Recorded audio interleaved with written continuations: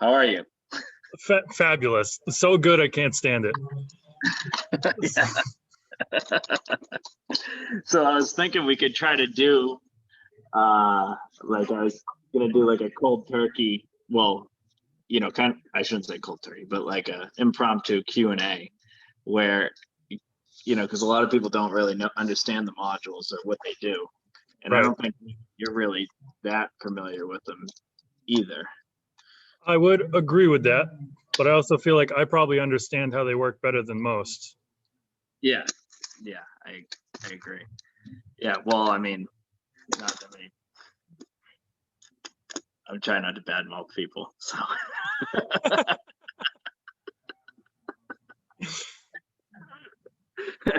So what do you know about the modules?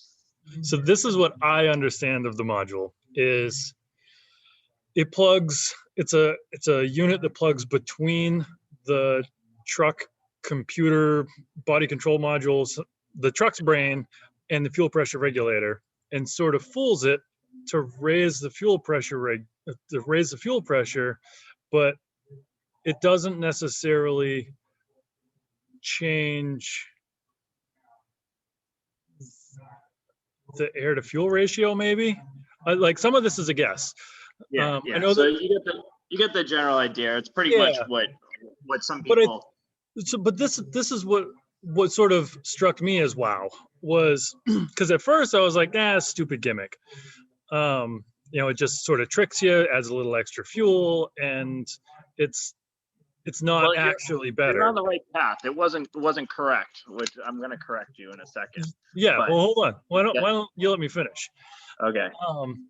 So at first I thought, I was like, this is just some gimmick that sort of fools the computer, adds a little extra fuel, makes it feel like there's more power. But then the more I drove, thought about it, and understood, and maybe I talked to you, I don't remember. But the more I drove and thought about it and understood, the more I was like, well, higher pressure is going to spray different. So it's going to atomize different, and the chemical efficiency within the cylinder is there's going to be a higher efficiency. So you'll end up with more power per volume of fuel. So you actually do increase the MPGs. You can collect more MPGs. Yeah. So that's correct. So except for I try not to guarantee MPGs because that's what a lot of people do just to collect people's money. And I try not to get in those conversations. Right. Well, the majority of people do report mileage gains. And it basically comes down to like a diesel. You could take a lighter to it and it's not going to light on fire, so the better you atomize the fuel, the better it is. So so basically it doesn't plug in line with the fuel pressure regulator. It plugs in line with the fuel pressure sensor. And that's what I meant, sensor. Yeah. Well, so what it does is it tricks the factory computer into thinking like at the right times, basically trick it into thinking it has a little bit less pressure so that it helps bring it up faster, get that efficient plume off the bottom. And we actually do, we plug in line with the boost sensor as well. So where we are addressing air on most of our applications.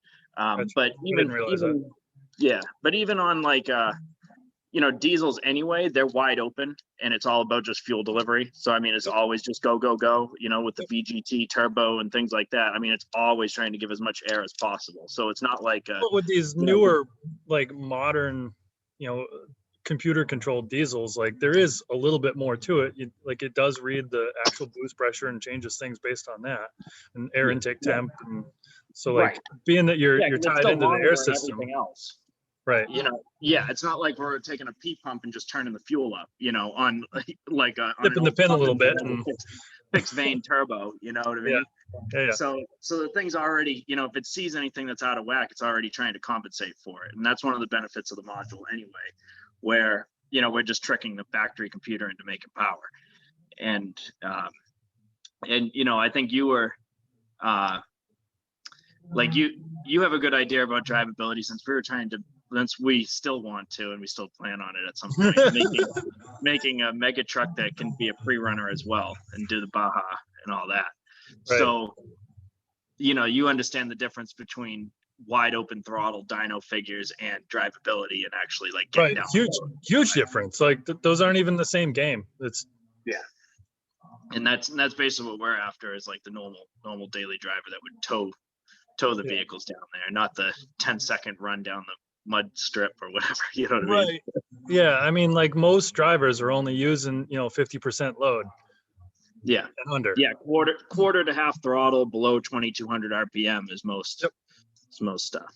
So Yeah. So if you add like peak numbers on that, like nobody really notices or cares. 99% of the driving they do in their vehicle, like focus on what people are actually going to notice and care about. Right. And so I know, because you went down and got that Kodiak bus that ended up What a disaster that whole thing was. but you ended up putting a module on it, didn't you? Did you? Yeah. So I drove it we got it running in the middle of the night and drove it to Florida from Atlanta. And so I got to drive it without it. When I got to Florida, I put it in, and then I got to see the difference. Like it was a pretty significant difference. Like as far as down low. Right? Yeah, with yeah, I did.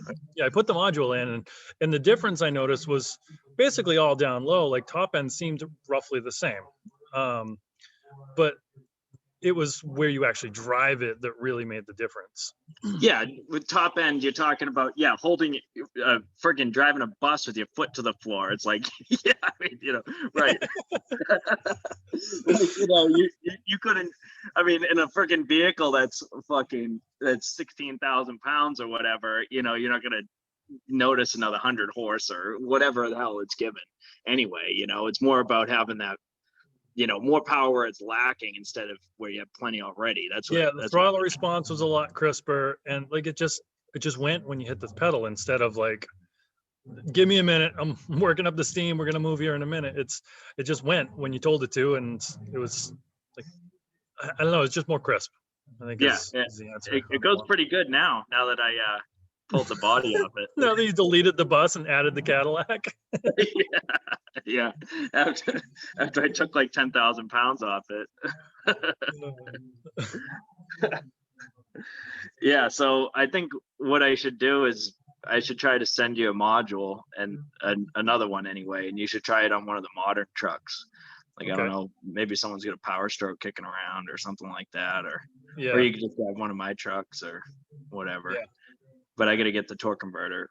But I got mine all torn apart because I was helping someone else. Genius. I was donating my parts to someone else that needed parts, so mine's torn apart. So, yeah. Okay, cool. Well, yeah, I think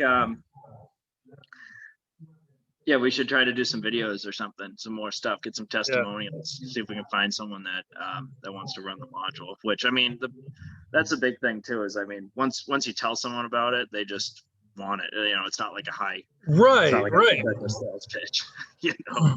Yeah, it's once they understand what it actually does. Because, like I said, when I first put it in, first drove it, my brain was like, okay, well, it does this, it tricks it, and it's like, oh, what a scam. But then once I really understood it, I was like, no, this is actually genius.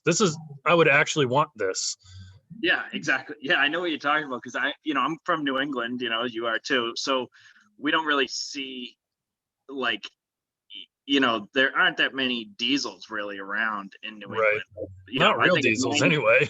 Not real one. Yeah, it's like 90% gas and 10% diesel, where out west and stuff, it's the other way around. And once I really started getting into it, into this diesel stuff, it's just unbelievable the amount of drivability difference, because I hear it all the time. I talk to people regularly, and I can tell right away when they're calling and they're asking about improvements and things. I'm like, this is your first diesel, isn't it? They're like, yeah, how can you tell? I'm like, because you can just, they're like, this thing's such a slug, because it's like you look at all the power figures. I'm sure the first time you drove a diesel, you're like, well, what the hell is everyone talking about? This thing doesn't have the power that everyone mentions, And then they're like, oh, we'll put 20,000 pounds behind it and blah, blah, blah, blah, blah. It's like, yeah, but still, I need some type of response. I mean, the thing's such a, it's like, feels like such a slug off the line. And that's really what the module does. I feel like it's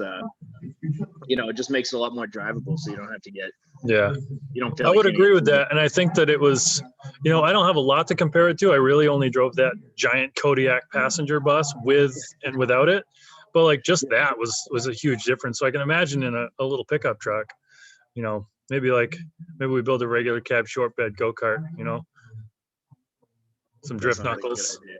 Some, Yeah, maybe you'll have to just go get my Kodiak and take that for a ride. You can put 'em on. Now you can drive. Well, I guess it's the same vehicle, but it's a lot lighter. it is the same vehicle. How funny is that? Dude, I got my And I drove it to Florida and back. yeah, you're a psycho.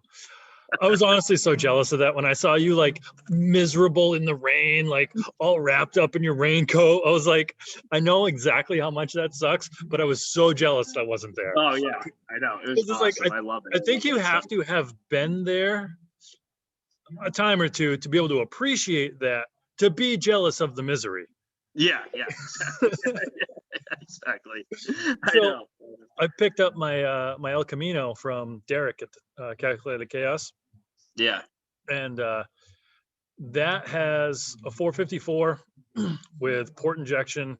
I built a custom wire harness. I put it on LS engine management. I used a 5.3 computer. And then I also got a custom ground camshaft to change the firing order to an LS firing order, more for heat management than for any sort of performance benefit. But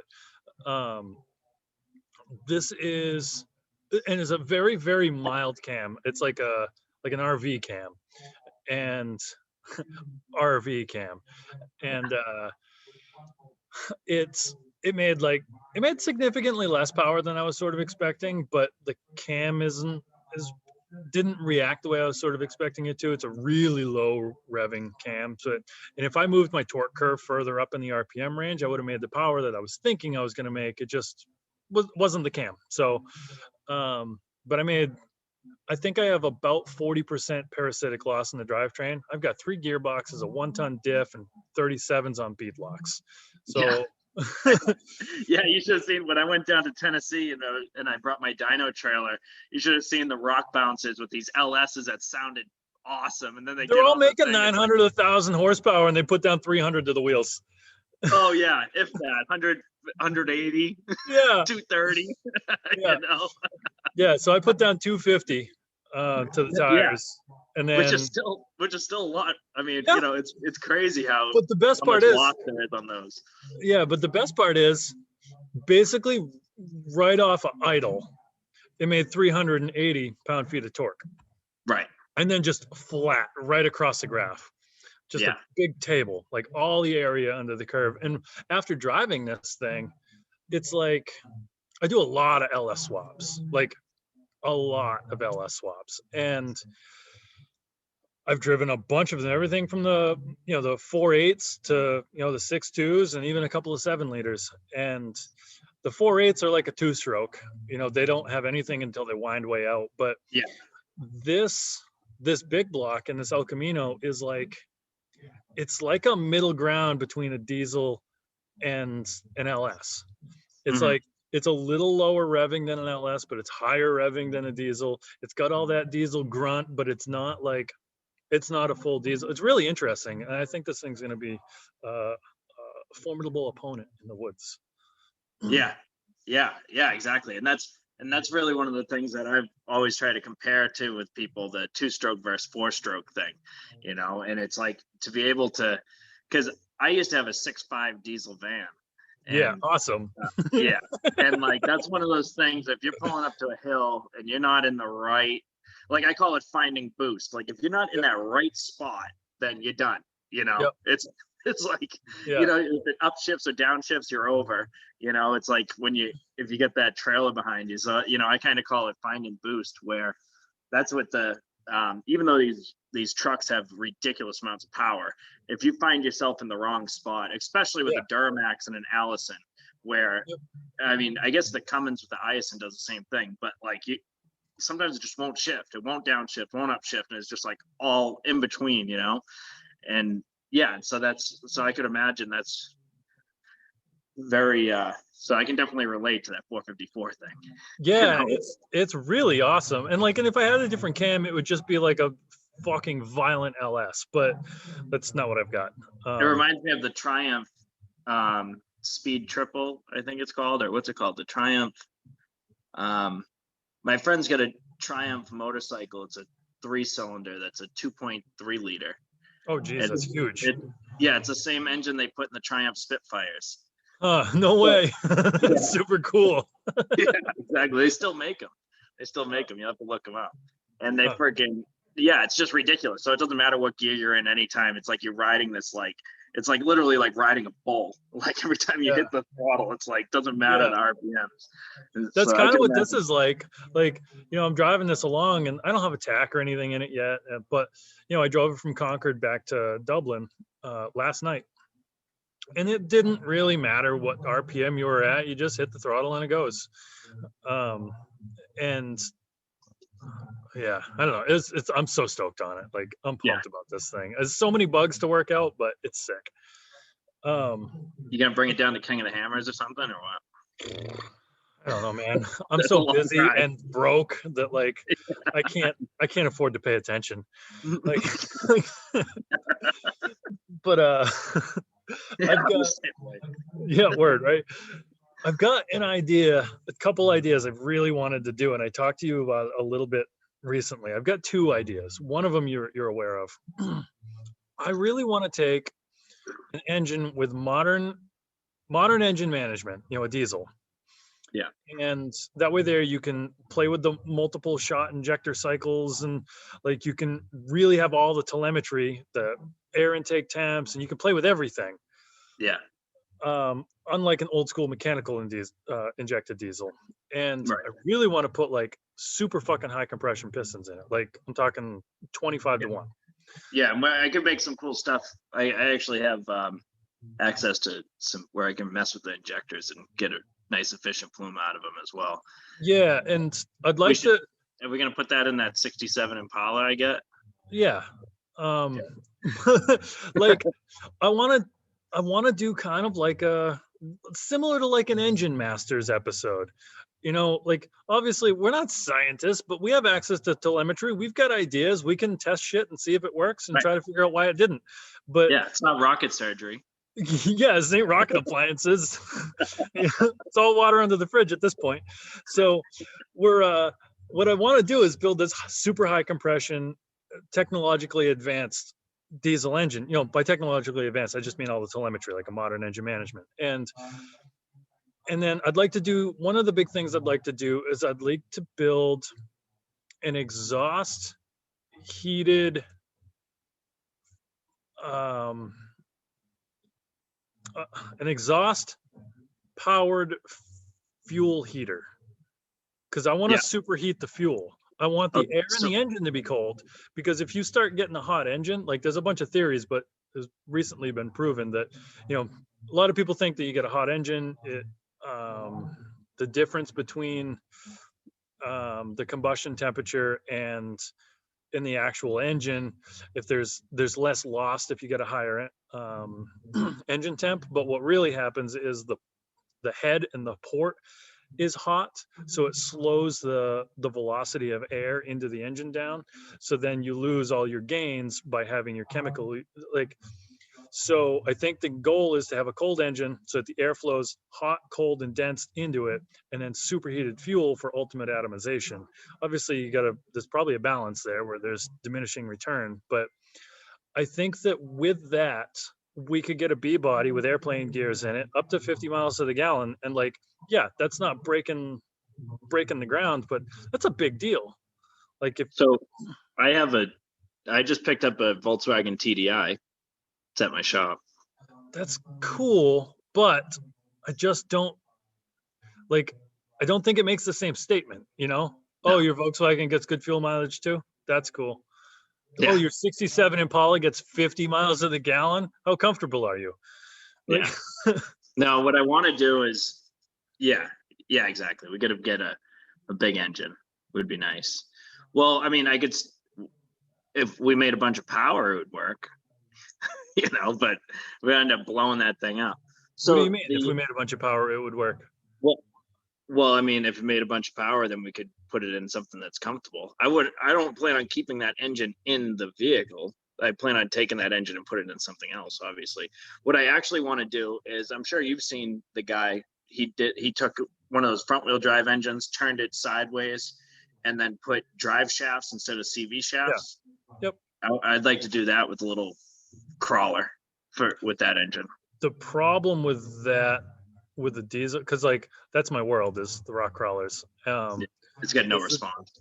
Well, the diesel doesn't have enough RPM to like all you can do is Oh crawl. yeah, You can never go fast.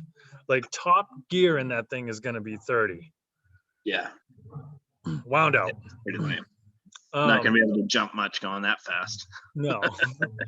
But if you had I just like to do it for the experiment of doing it. And I think that somewhere in there, I don't know exactly how to extract the value out of that, but there's big value in there somehow. Obviously we can put it out on my show and like there's quantifiable, how much reach we have on my show, but I think that there's more value in it than just that, Stealth doing something cool. But here's another thing that I really want to do.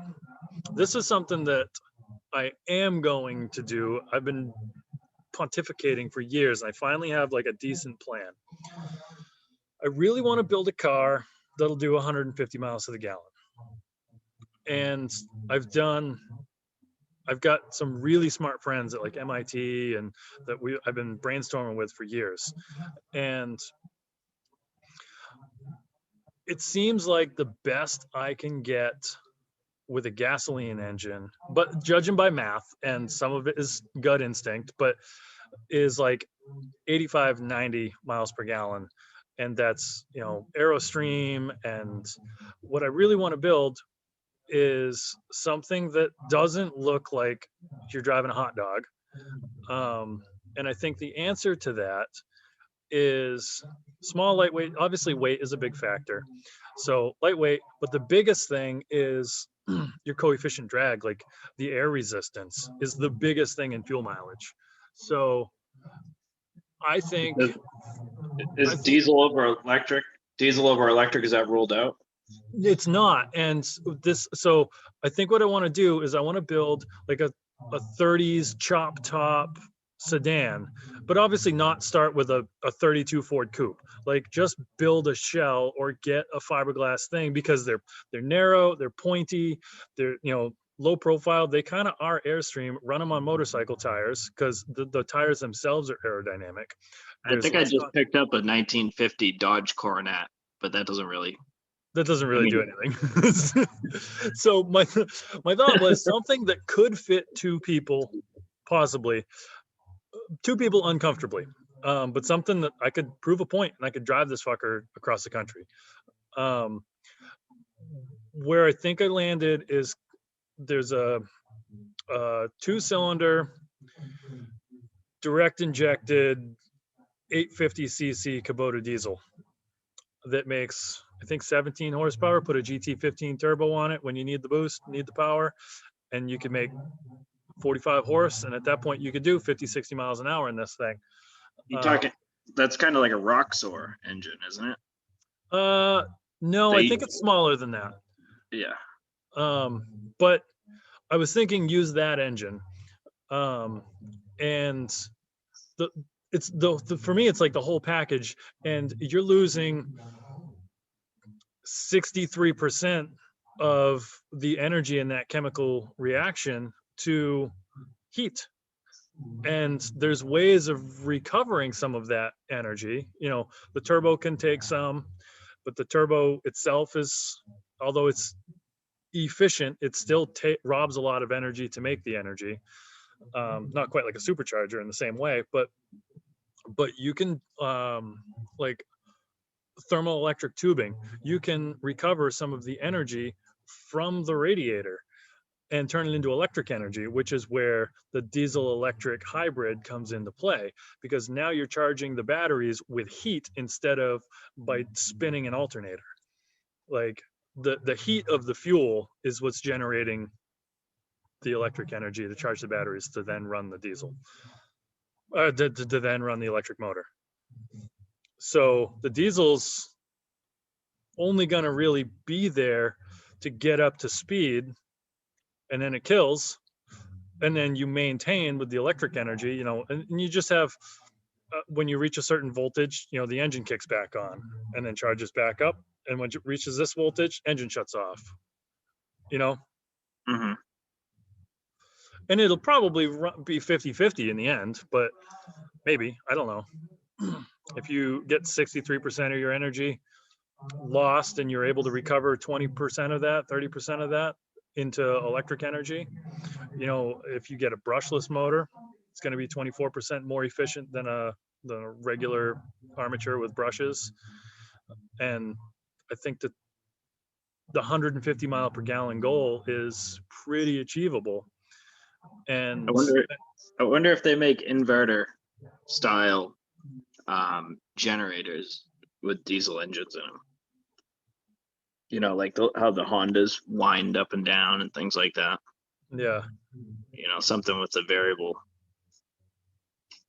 something that's varies like that. I'm just thinking of efficient stuff. I mean, I don't know. It's pretty cool up here in Alaska, though. I'll tell you that much. Yeah. I think I've never been there. I think Alaska is super cool, but I'm so fucking over being cold in my life. Yeah. Yeah, I get a dead finger too. So like once I start to get cold, it fucking hurts so bad. It just turns purple instantly. So I know what you're talking about. Yeah, I got poor circulation, so yeah, my extremities are always cold. Yeah, me too. Well, at least my finger. Yeah, it's just that's a little project that I'm eventually going to do. Like, I want it to look like something semi-normal-ish going down the road. I don't care if it's an aluminum space frame with an aluminum seat on the inside that tinted windows. Like, I want to be able to get in this thing and drive it and get 150 miles to the gallon because I think it's cool. Not because like I want to make a bunch of money in it, but like also at the same time doing something cool like that's kind of groundbreaking, and somebody's going to want in on it, Yeah, exactly. Yeah, well, I mean, screw everyone else. I mean, if that's what we think is cool, let's do it. Yeah, that's what I'm saying. I'm going to do it no matter what. This is like riding a bike across the country. I don't have a plan yet. I'm going to do it just because I just decided that's what I have to do. I'd like to do it too. I got to shake some rust off. But I used to ride my bike to school, so I mean, yeah. I think it's the same thing. Like it's literally no different. Keep going. Exactly. I'm totally down. I mean, I'd be pretty sore. I think like day 3 would be probably the worst. Well, and here's day 3 and then like 2.5 weeks. Those 2 time periods would suck. So I think that knowing my body, right? Like, and I looked at the route. Like, if we leave here and go anywhere, no matter where we go, Texas, Florida, Cali, whatever, the first 4 days, 5 days is the worst riding in the country because of all the mountains out here. So and yeah, it's just a total shithole too until we get past like Maryland or something. I mean, if we go down to Florida, we should go out on Delaware. If we could ride across that bridge down to Virginia. Yeah. I don't know if we could ride bikes on that though. That would be pretty cool. You know what? Like, kind of fuck them. I bet we do it. Yeah.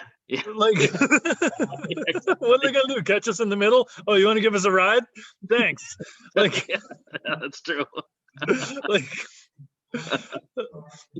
but the first week, which is going to be the hardest on our bodies, no matter where we start, is going to be the hardest terrain. So that's like triple hard. Yeah. If we started here, I don't really have a destination. I'd really like to move out of this place. I'm sick of renting, but I wouldn't have been able to start what I'm starting without renting, because when I started, I had nothing. I had a borrowed welder and a toolbox full of burnt tools. Yeah. And so I'm now to a point where I can almost start to make some money. When I make some money, I'd like to buy something that I don't have to pay rent on every month. Because if I had the 70, 80 grand, whatever I put into this in rent, I could buy my own building, Yeah. And I don't know what my timeline realistically is. Everything always takes so much longer than expected. I'm pretty certain I've got my rear steer control module working. I've got the prototype in the vehicle that works, but now it's like figuring out how to injection mold the boxes and actually make it a manufacturable, saleable product. And then I could probably help with that, actually. Yeah, so that's a step I haven't figured out. And then the next thing is we're gonna start making side-by-side bumpers, UTVs, and because that is a fucking enormous market. If I could have 0.2% of that market, I would be in a very comfortable position. Yeah, we should make something. We should. I really want to pimp out my friggin' Pioneer, like bad. Like do like a full, make a cage and stuff for it, like a resale a cage that we could sell. Because they're kind of goofy how tall and weird they are, but the cage anyway. And it's so like I'm gonna start with Razor because I have one sitting here in the shop, and Razor's like the popular model. Yeah. And then I have so much to learn, Yeah, I know how to weld and make something, but like when it comes to basically all the things that you've been doing for the past handful of years, like I don't know any of that. I have ideas and words that sound good, but like I've never done it. I can read about doing push-ups, but that doesn't make me fucking stronger. So like that's where I'm at now. I've read a lot about how to do push-ups. So so like I 3D scanned the Razor. I drew a bumper. I then off the bumper drew a fixture, and now I have something that I can send, because the whole goal is to stop selling my fucking labor. This year it just hit me. I was like, in the past 6 months it hit me. I was like, those are the words that came to me that actually stuck, that resonated. I was like, terrible is a terrible labor is a terrible product to sell. And the goal is to sort of more or less become like more of like a consulting or resourcing business. Like I know how to make the shit. I know how the engineering, the action, all the stuff that the idea guys can't do. Yeah. And like, I don't want to ever touch these bumpers. I want to have them made, shipped to a fulfillment center. The fulfillment center processes and ships all the orders. Now all I got to do is market, and I can hire somebody to market 90% of it. Right. Yeah, and that's basically what happened with me. That's one of the big pushes that got me to start Stealth. Is once my daughter was on the way, I panicked because I was getting charging by the hour labor or whatever for most of my stuff. I mean, I was still doing by the job, HVAC, things like that, and it was decent money, but I knew as long as like that if me being there more created more revenue, like if it was based off the time that I was there, then I'd always be there and I would just never be home. And so I was trying to create some type of machine that I could maintain, right. And that I'm of the same mindset right now. I mean, you did it. And now you're maintaining. Yeah. It's like, this is the way I've pictured it, right? So for the past couple of years, let me talk myself through this.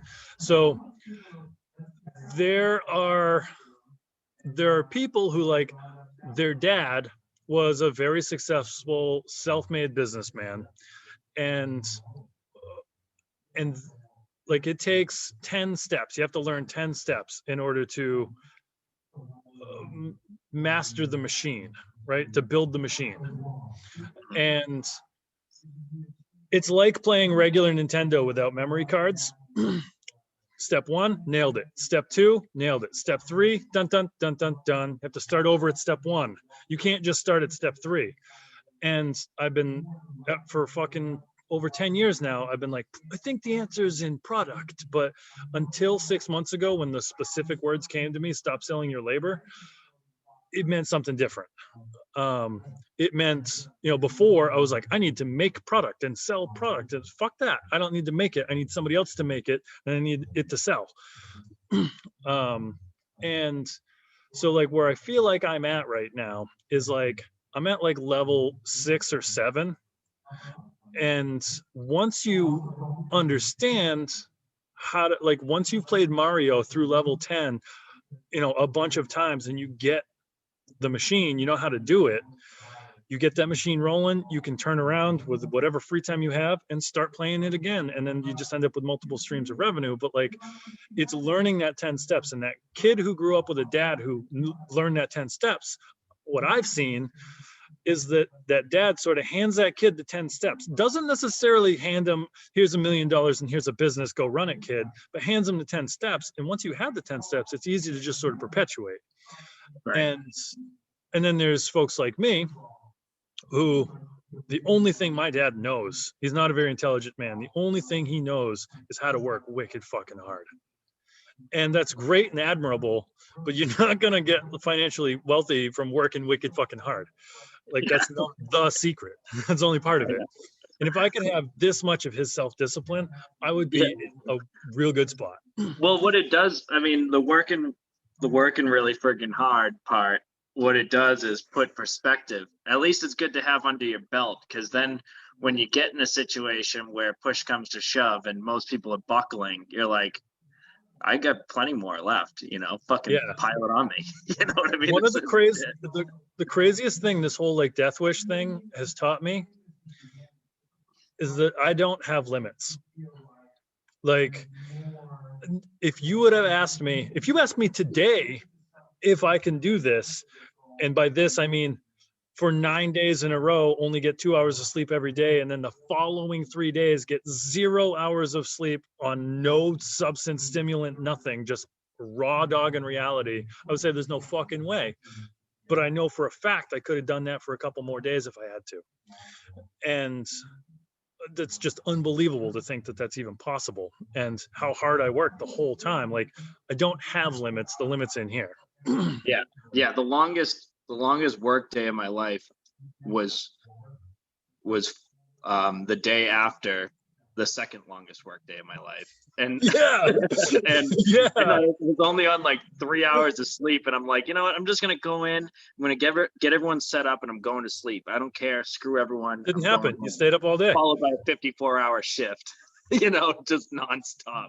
Yeah, it's I was working in Truro, Mass, and then all the way out to Peru, Mass, in the same day, and it was just complete opposite sides, and oh god, what a nightmare. This is why I want to ride my bike across the country, because it's me against myself. And like, I'd love to do it with somebody, because like the whole team aspect, the community thing, that like you become family on that trip. But like, or mortal enemies, but more likely family. So I feel like I'm on 6 or 7, and I now have all the things in place. I don't have any investment capital to actually make this move. So right now I've got this machine, this tube cutter, that affords me a higher labor rate because I can flat rate stuff, so that then I can reallocate that funding towards having it outsourced. Like, I don't really know what it's going to. I imagine that one of these bumpers I could have made for $100 each if I ordered 100 of them. But I don't really know. I haven't got quotes yet. But I have a very, very strong feeling that I will do well for a bunch of reasons with these bumpers. Like, I'm very different from everybody else in the market right now, and you'd think it's saturated, but there is nobody doing what I'm doing. Yeah. So right. Yeah, I think we should. I don't know. I want to come down there and make some stuff with that tubing cutter. We need to build a roof for my. Instead of getting my regular roof going on the caddy, I want to build like my own, caged type of deal. Like a car carrier on the roof. That's exactly what I want to do. Actually, I want to be able to put this side by side up there, or even my van. I mean, it's got the chassis to hold it. Wow. I don't know, man.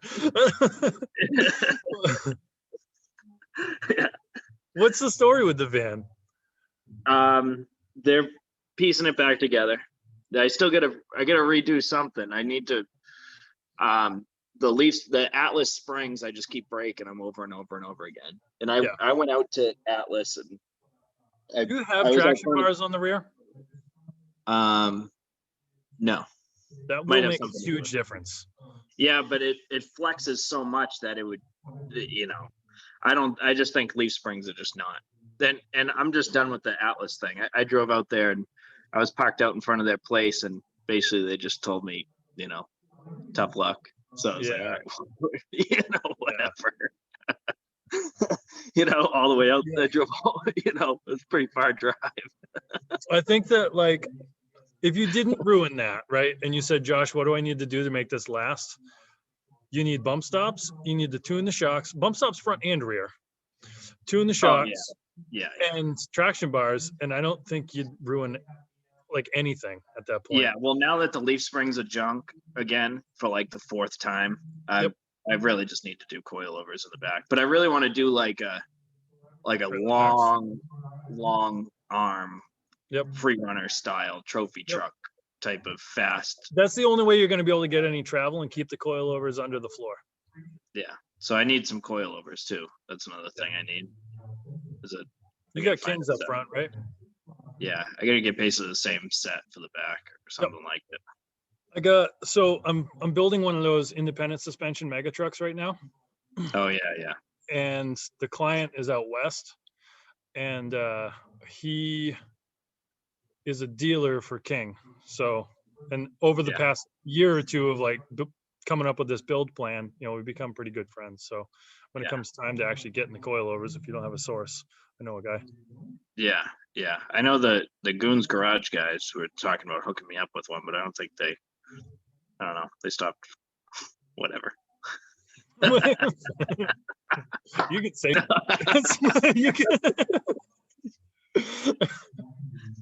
They haven't been as communicative as I'd like. How about that? All right. Well, I'll be back, and I want to come down and check out your tubing cutter, and I'd like to try to. I do want to build a cage or something for my Pioneer and make it look cool. Yeah. And maybe I can help try to push something like that, or get some side by side products. Yeah, his something that might be, I don't know, crippling me is I have I don't believe in credit. If I don't have the money, I can't afford it. And it's mostly because most of my life, my income has been so inconsistent, I can't put myself in a position where I owe people. Yeah. I zero out like no business. Yeah. So I just won't allow myself. Like disgusting. Won't allow myself to have legitimate debt. So that might be one of the things that has hindered me over the years. But the other thing is like, I kind of got burned a little bit, and I'm super leery of like partners. You know what I mean? Yeah. And like, I've had a lot of opportunity. I was like, wow, this is like foolproof. And I'm like, can't do it. My vice goes against my vice principles, and it's just, I'm just scared of getting burned and burning somebody else and somebody relying on me and me not being able to follow through. And you know what I mean? Like the whole thing is messy when there's more than one people. Yeah, I hear you. And like the goal is to do something similar to what you're doing. Have something that makes money while I'm sleeping, so that I can afford the freedom to do the things that light my fire, which happens to be creating stuff. Like the fire in my belly is the creativity process and inventing and bringing things to reality, which, if you understand these 10 steps, you can take that fire and a side effect of that is making money on the side while I'm off doing my other passion, my next move, which is just for Right. fun. Like, I want this shop to be a studio, like for me to just create, not for me to have to try to make a living. Yeah, well, that's what I really wanted to do at my shop too. It's like a 2 guys garage type of setup. Yep. It's got a nice Yep. big shop for it. I'd still like to do something like that. Yeah, that's I think I'm like, that's my end goal, is to have a studio. And things are all moving pretty decent for me. Everything's great. I got the best woman on the planet. I've got a bunch of Lucky guy. You fucking son of a bitch. So Kaylee was sitting right next to me, like an hour later, and then I look over at her phone. She thumbs down and sees it, and she just starts busting out because I told her. Like, It's so funny. Yeah, it's so funny that after, because I forget where I even saw that, but once you said it, I could never look at that the same.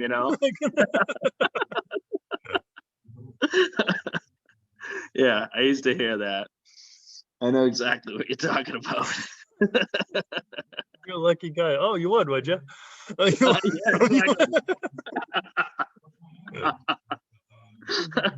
Yeah. Well, I hate the lucky part anyway, because lucky implies that you didn't earn it and you don't deserve it. I hate luck. That's the worst word in the world. I've since replaced it with fortunate. Yeah, fortunate. Yeah, that's good. Because like that means that there was some intentionality behind it. Yeah, that makes sense. Yeah. You're so lucky you got a business that makes money and you get to travel all over the place and you have the freedom. Motherfucker, that was not luck. Yeah, it must be nice. Yeah. Oh, it must be nice. Yeah. Exactly. If I had that kind of money, yeah. Oh my God, what a nightmare. And people don't understand, as much as that, as the highs are as much as there's the pros are, there's equal cons, equal and opposite. 100%. Like life's got to be balanced or it's not life. Like, yeah, so when I was traveling full time and for work, everyone thinks that's a dream, right? But then when it turns into that, I mean, you've done a lot of traveling too, but when you have to travel, or okay, so if you can work from anywhere, that means wherever you are, you're working too. You know what I mean? Yeah. And it's like, oh yeah, you're so lucky you get to go to California, or you get to go to wherever. It's like, yeah, but I have to go. And so when vacation is when it's work, it's like it kind of just strips all the fun out of it at some point. At the beginning though, it's great. It's like, the first couple of weeks are amazing. Yeah, exactly. First couple of weeks, first few months, maybe first year, maybe first 2 years, and then it's like, oh my fucking God, when's it gonna stop? I know, like you said, I've done a bunch of traveling. Nice. You're so lucky. You're so lucky. Yep. I've done quite a bit of traveling, and the past couple of years it's been work. And one of my favorite trips was pretty miserable recently. It was when I built the 66 Chevy C10 on the road. I don't know if you saw that one, but I don't watch anything really. Okay, that's fine. To be honest. So I put a Turbo LS in the bed of the Hilux. I drove the Hilux to Texas, dropped the engine off, drove the Hilux from Texas to LA, got a 66 Chevy C10 running, drove it back from LA to Dallas, broke down plenty in between. I did the Turbo LS swap and a 5-speed, and then I drove it back to LA and lowered it somewhere in the middle in Tucson and did a bunch of little things. And then we hopped in all the cars, a bunch of editors from Hot Rod Magazine and stuff. And we drove from LA to Vegas and LS Fest. And then I took the Hilux back to Dallas, pick up the engine from the Chevy, and then dropped that off in North Carolina and headed home. So in 6 weeks, and I blew the Hilux up and had to do a crank and rod swap in a parking lot one weekend. And in 6 weeks, I did 13,000 miles and 2 full builds. Like, that's fucking nuts. Yeah. 6 weeks. Yeah, that's a lot. Yeah. 6 weeks, 13,000 miles. Yeah, because I think the most you can realistically do is 15,000, and that's nonstop. So with all the other work involved too, It was nuts. Yeah. And like, nobody gets it, but like, it was unreal amount of work. Like, I spent, especially driving that C10 back from Dallas to California, without exaggeration, I spent as much time on my back covered in gasoline on the side of the road as I did driving the truck. Like, Yeah. not exaggerating even a little bit. And everybody's like, wow, you're so lucky, man. I'm like, you would not be signing up for this if you know what this was. Yeah. Yeah. It's like we're suckers for punishment, you know. It's like we enjoy it. It's like we feel like you're earning something. Right. Yeah, what are we earning? Like, for real. Yeah, like when I told you that I made it to when I made it out to basically Spokane, Washington from New Hampshire in under 40 hours. And you know, it's like, yeah, okay, cool, pat yourself on the back. No one gives a man, shit. you're so awesome. You're so fucking loser. Yeah, exactly.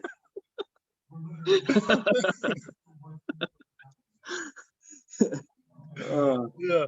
Well, it was cool to Zoom with you.